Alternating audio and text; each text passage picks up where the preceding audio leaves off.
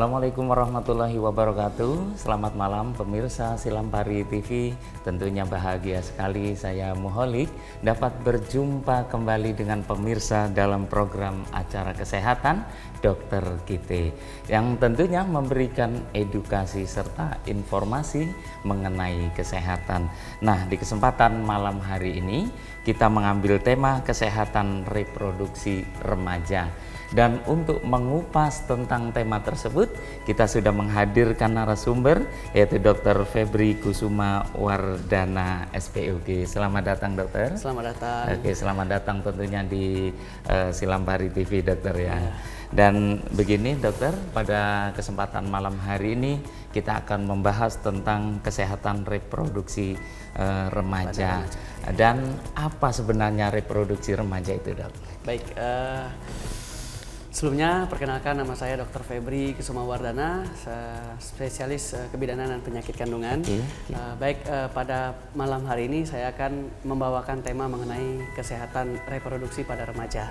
Jadi secara terminologi kita ketahui bahwa kesehatan merupakan suatu keadaan di mana optimalnya atau kebugarannya yang optimal pada tubuh manusia, baik itu secara fisik, mental maupun secara psikologis. Iya. Dan juga bukan hanya pada kecacatan. Terus untuk reproduksi itu sendiri juga kita ketahui bahwa itu adalah diulang atau kembali ya. Produksi itu adalah menghasilkan. Jadi menghasilkan kembali. Remaja yaitu usia setelah menstruasi sampai biasanya di atas 20 tahun. Jadi kesehatan reproduksi remaja yaitu suatu kesehatan untuk menghasilkan keturunan yang lebih bagus, yang lebih optimal untuk diberikan kepada remaja, bahwa yang mana yang paling baik, yang paling optimal untuk dilangsungkan reproduksi. Gitu kan. Kemudian untuk reproduksi itu sendiri dokter, kira-kira untuk anak-anak remaja di usia berapakah idealnya menikah mereka dokter? Baik, secara undang-undang pernikahan itu minimal untuk wanita itu di atas umur 16 tahun, untuk laki-laki di atas 18 tahun. Tapi yang paling optimal menurut kesehatan kita bahwa di atas 20 tahun itu lebih baik untuk menikah di atas 20 tahun. Karena apa? Karena di atas 20 tahun yang pertama kita lebih siap, baik itu secara keuangan, secara fisik, secara mental, dan yang lain-lain kita lebih matang.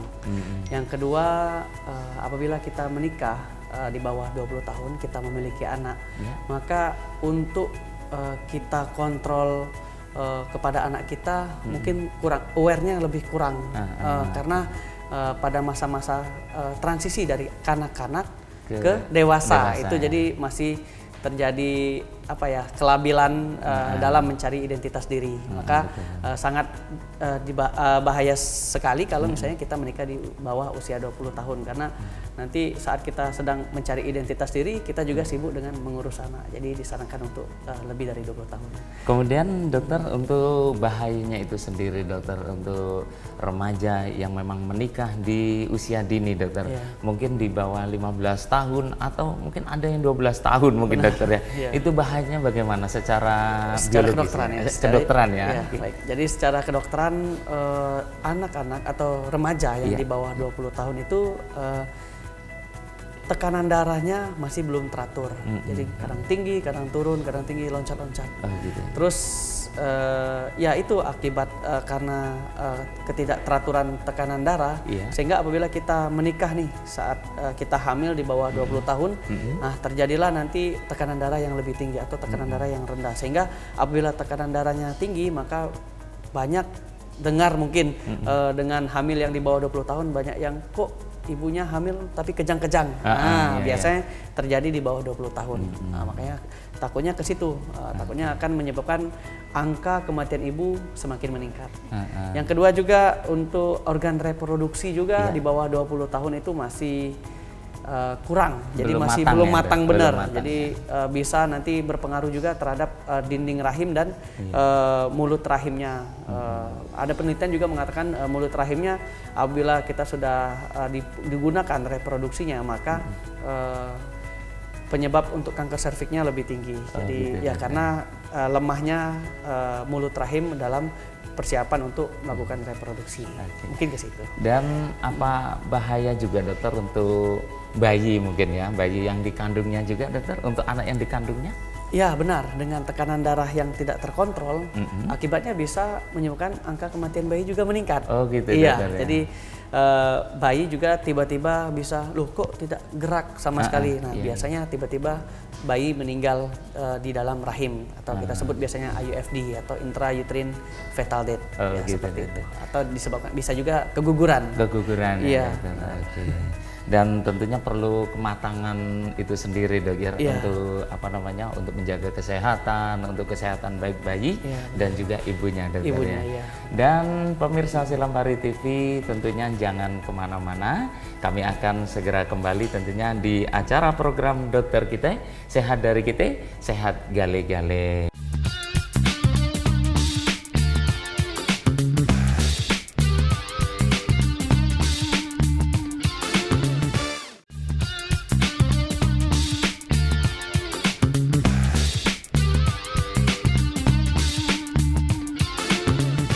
Dan baik pemirsa Silampari TV, terima kasih Anda masih menyaksikan acara kami yaitu Dokter Kita. Tentunya masih bersama Dokter Febri yang tentunya akan membahas lebih lanjut lagi apa itu tentang kesehatan reproduksi remaja. Begini dokter, mungkin pemirsa ataupun masyarakat ya, ada yaitu pernikahan baik putra atau putrinya yang memang usianya belum genap 20 ataupun 17 tahun dokter ya. Mungkin masih terlalu dini, 15 atau 14 dokter. Itu untuk apakah mempengaruhi daripada kesehatan reproduksinya sendiri dokter? Baik. Langsung saja kita jawab ya. Jadi iya benar, di bawah 20 tahun biasa kita sebut biasanya pernikahan dini ya. Iya benar. Jadi untuk remaja laki-laki baik perempuan, jadi di bawah 20 tahun itu apalagi laki-laki. Jadi dia laki-laki akan mengalami menjadi dewasa. Itu biasanya ditandai dengan mimpi basah. Nah, biasanya di atas 14 tahun. Nah, nanti di sana sel spermanya sendiri itu akan direproduksi terus setiap bulannya, ya setiap harinya direproduksi terus. Jadi untuk tingkat kematangan sel sperma itu sendiri biasanya di atas 20 tahun itu lebih matang dan lebih kualitasnya lebih bagus. Sedangkan yang di bawah 20 tahun itu ya masih sangat kualitasnya masih sangat rendah sekali. Begitu juga untuk wanita. Wanita juga saat ditandai dengan adanya menstruasi, baik remaja laki-laki maupun perempuan tadi, mungkin ditandai juga dengan tumbuhnya kelamin sekunder, baik itu perubahan suara, atau adanya tak tumbuh bulu-bulu, baik di ketiak maupun di kemaluan, dan banyak lagi yang lain. Sehingga dari situ sudah bisa reproduksinya sudah bisa difungsikan. Namun ibaratnya masih baru, masih fungsinya masih belum terlalu optimal, sehingga apabila kita langsung kita fungsikan sehingga hasilnya juga belum optimal, seperti itu. Jadi baik itu kualitas spermanya kurang optimal, ditambah lagi kualitas dari sel telurnya kurang optimal, maka apabila terjadi pembuahan atau konsepsi itu maka kualitasnya juga kurang bagus, sehingga banyak sekali terjadi keguguran atau anaknya cacat, atau mungkin kematian pada bayi itu sendiri. Kemudian untuk usia pria itu sendiri dokter, itu kan tadi ada memang usia dini yang memang belum matang ya, belum matang untuk sel spermanya. Kemudian apakah ada tingkatan usia misalkan usia di atas 50 tahun, apakah pengaruh juga dokter? Atau semakin matang? Baik, jadi ya itu, jadi kita ada kayak sejenis kurva ya. Jadi dari di atas 20 nanti kualitasnya meningkat, terus nanti dengan umur, Yeah. umurnya semakin tinggi maka nanti akan turun lagi. Jadi kita memang ada masa-masa fase-fase yang paling optimal, tapi nanti akan turun kembali seperti itu. Jadi tidak mungkin langsung tambah naik gitu seperti ya. itu enggak. Ya. Untuk usia berapa Dok kira-kira untuk fase optimal itu sendiri? Fase optimal itu sendiri untuk pria yang paling pria. bagus itu biasanya di atas 25 sampai 40. Oh gitu. Ya, itu yang paling tinggi. Tapi nanti lama-kelamaan nanti akan turun kembali seperti itu. Tapi untuk pria, yaitu biasanya kita sebut biasanya seperti besi tua, jadi nggak pernah mati. Oh, gitu. Jadi tetap walaupun dia sampai mati pun, baru sel sperma baru tidak diproduksi kembali. Tapi selagi dia hidup, sel sperma itu tetap diproduksi terus menerus. Seperti itu. Berbeda sama perempuan. Perempuan. Jadi perempuan dia menyimpan beberapa ratusan juta sel telur yang akan dikeluarkan setiap menstruasi setiap bulannya. Nah, setelah setiap siklusnya itu nanti setiap siklus itu nanti akan lama-lama kan habis nanti. Jadi makanya kita ada fase untuk perempuan itu menopause. Nah, jadi tidak adanya lagi sel telur yang bisa dibuahkan dan tidak bisa hamil kembali seperti itu. Kemudian dokter tadi kan memang untuk usia dini yang mengandung ataupun itu kan sangat berbahaya dokter. Kemudian apakah menimbulkan penyakit lainnya juga dokter selain dari bahaya keguguran dan lain-lain itu sendiri dokter? Maksudnya apakah menimbulkan penyakit lain dokter? Maksudnya penyakit apabila menikah di usia dini dokter? Paling kualitasnya mungkin. Kualitas. Secara kualitas. Jadi kalau kualitasnya kurang bagus, otomatis yang untuk hasil pembuahannya juga kualitasnya kurang bagus. Nah, saat organogenesis, saat pembentukan bayi bisa menimbulkan kecacatan kalau kualitasnya kurang bagus. Tetapi untuk ibunya itu sendiri dokter tidak memancing penyakit lainnya apa penyakit apa gitu? Kalau perempuan ya itu bisa, kalau misalnya dia di bawah 20 tahun mulut rahimnya tadi seperti kita katakan tadi masih belum optimal dan masih belum masih lembek. Jadi otomatis perdarahan lebih sering terjadi pada usia yang muda sehingga menyebabkan yang pertama pasti infeksi, yang kedua ke arah kanker leher rahim. Itu bisa ternyata. Bisa ya dokter. Jadi untuk mengantisipasi itu sendiri dokter, biar pemirsa tahu tentunya dokter, pola hidup yang bagaimana sih yang supaya memang seluruh remaja dan juga masyarakat itu bisa menjaga kesehatan itu sendiri dokter. Baik, pola hidup yang paling baik itu ya yang otomatis dengan hidup yang sehat, baik itu olahraga teratur, istirahat yang cukup, dan memiliki kegiatan positif. Jauhi narkoba, jauhi alkohol, jauhi rokok, dan yang lain-lain yang menyebabkan turunnya reproduksinya. Baik, terus selanjutnya juga untuk perempuan biasanya kita sarankan nih selagi masa reproduksi biasanya paling sering nih terjadi keputihan. Biasanya keputihannya itu normal pada perempuan, cuma untuk teknik dalam biar keputihannya agar tidak terlalu sering dan tidak menjadi keputihan yang abnormal dengan cara misalnya saat kita pola hidup kita dengan membasuh setelah buang air kecil atau buang air besar itu membasuhnya dengan teknik dari usapan dari depan dari kemaluan ke anus, tapi jangan dibalik dari anus ke kemaluan sehingga kita tidak menularkan penyakit dari anus bagian tempat buang air besarnya ke buang air kecil sehingga tidak terjadinya infeksi di situ. Yang kedua boleh minum makanan-makanan yang bergizi atau minuman yang bergizi, banyak minum, jangan sampai kurang cairan, ya banyak minum. Terus sama juga berpakaian.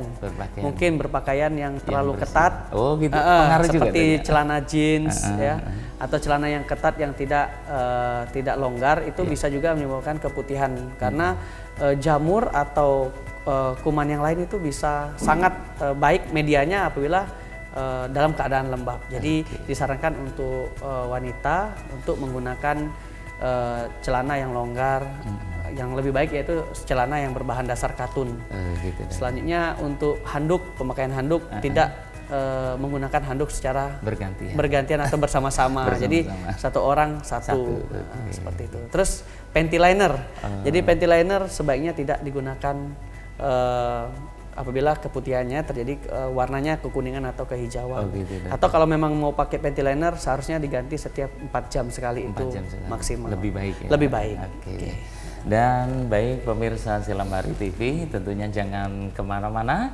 Kami akan kembali lagi di acara Dokter Kite setelah jeda pariwara berikut ini. Sehat dari Kite, sehat gali-gali.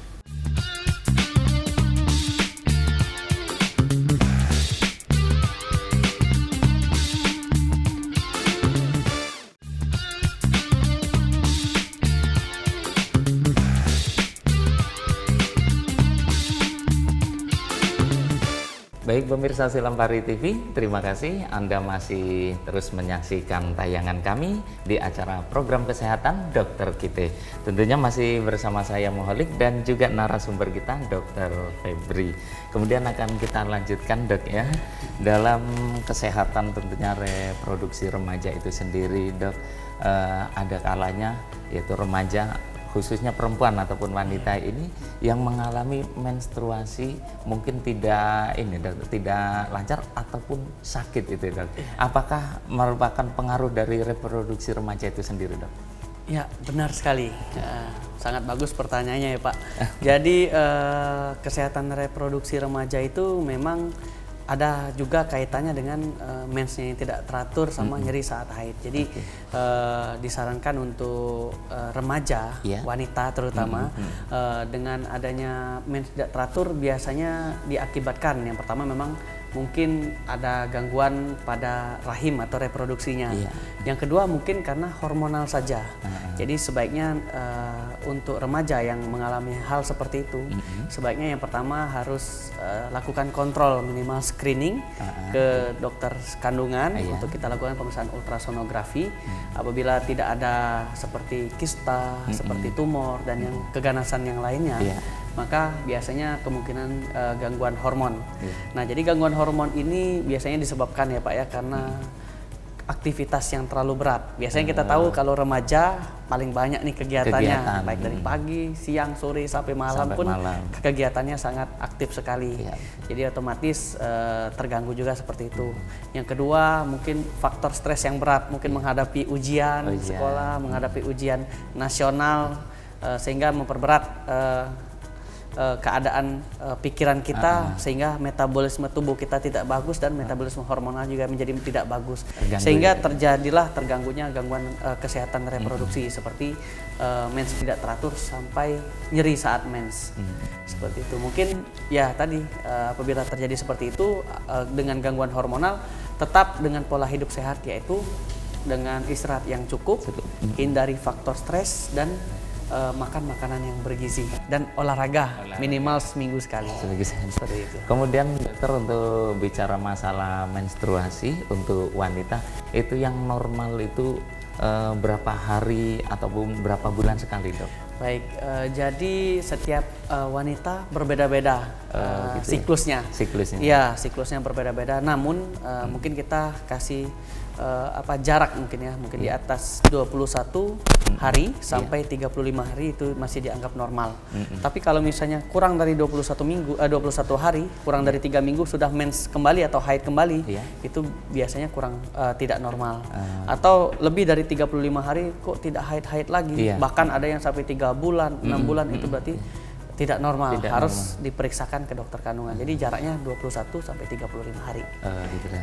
Dan untuk tentunya dokter untuk pemirsa Silambari TV yang berada di rumah mungkin ada kesimpulan daripada bincang-bincang kita di kesempatan malam hari ini ya mengenai kesehatan reproduksi remaja. Mungkin ada yang mau disampaikan? Baik. Tips saya pada malam hari ini mengenai kesehatan reproduksi remaja yaitu yang pertama yaitu hindari seks bebas, hindari seks bebas, hindari pernikahan dini, di luar pernikahan, hindari menikah kurang dari 20 tahun, terus tetap menjaga pola hidup dan gaya hidup yang baik, misalnya dengan tetap olahraga yang teratur, istirahat yang cukup, tetap gembira, kegiatan yang positif, dan jauhi narkoba. biasanya. itu. Terus pola hidup yang tidak sehat seperti minum alkohol dan rokok sebaiknya dihindari pada remaja, terutama remaja wanita, karena akan menyiapkan untuk reproduksinya, untuk melanjutkan keturunan. Baik. Yang selanjutnya juga saat kebersihan organ intim juga harus dilakukan. Jadi tetap menjaga kebersihan organ intim, baik itu dengan cara mandi air hangat atau mandi air biasa dengan minimal 2 kali sehari. Terus dengan tidak menggonta-ganti handuk, ya, handuk berbarengan dengan teman-temannya. Selanjutnya dengan mencuci yang kita lakukan tadi dari depan ke belakang. Terus juga hindari terlalu sering memakai pencuci kemaluan organ intim yang terlalu sering. Mungkin ada cairan yang tidak terlalu sering, yang cairan yang pH-nya yang bagus, yang sesuai dengan organ intim itu boleh saja. Tapi kalau yang membunuh kuman atau yang secara cairan antiseptik itu kalau bisa seminggu sekali minimal. Itu aja. Dan pemirsa Silambari TV, tentunya demikianlah tadi perbincangan kami mengenai kesehatan reproduksi remaja bersama Dr. Febri Kusuma Wardana SPOG. Mudah-mudahan tentunya menambah ilmu untuk kita semuanya. Dan tentunya kami yang bertugas, saya Muholik dan juga kru yang bertugas undur diri dari hadapan pemirsa. Sampai ketemu kembali di acara Dokter Kite setiap hari Minggu dan Kamis jam 8 malam hanya di Silambari TV punya Kite Gale. Terima kasih. Wassalamualaikum warahmatullahi wabarakatuh.